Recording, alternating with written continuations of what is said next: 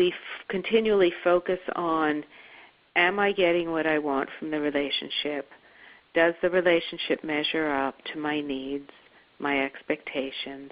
Is my partner fulfilling what I expected? We're gonna end up experiencing lack. And if we start looking from the perspective of being an example of what's possible, being a contributor to culture as individuals and as a relationship, it really changes our focus. It changes what we're sensitive to. It changes what we get irritated by.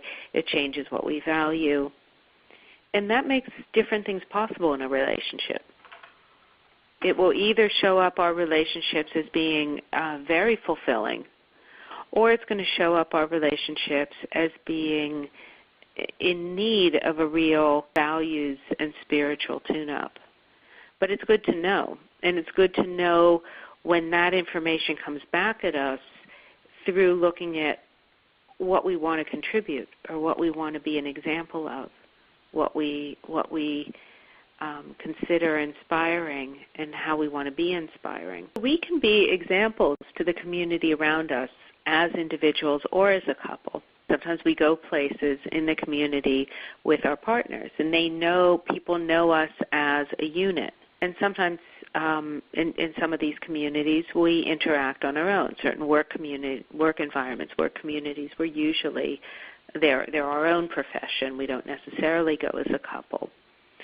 But how our relationship is, it gets transmitted in all kinds of ways.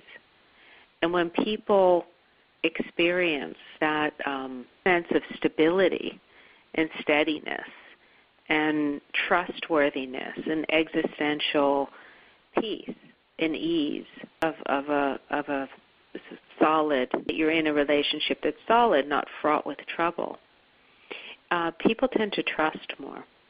They don't just trust us more as individuals, they just tend to trust more. So when we're focused on contributing that sense of steadiness and that sense of trust, that life is trustworthy, not just that we're trustworthy, but life is trustworthy to the community around us, then in our relationship, we minimize the static.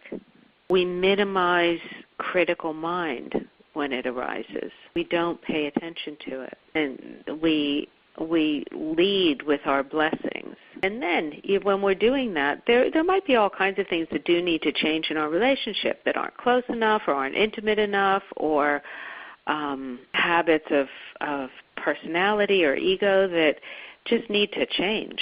We all have those. That's fine. Things always need to change. But we're approaching those from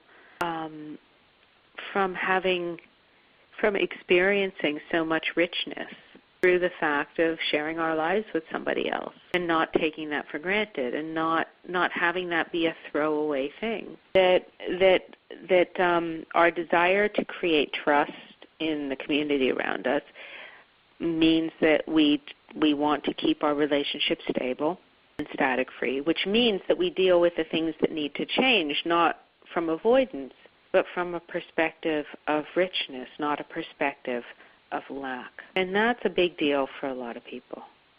It really is. We're habituated to approach things the other way.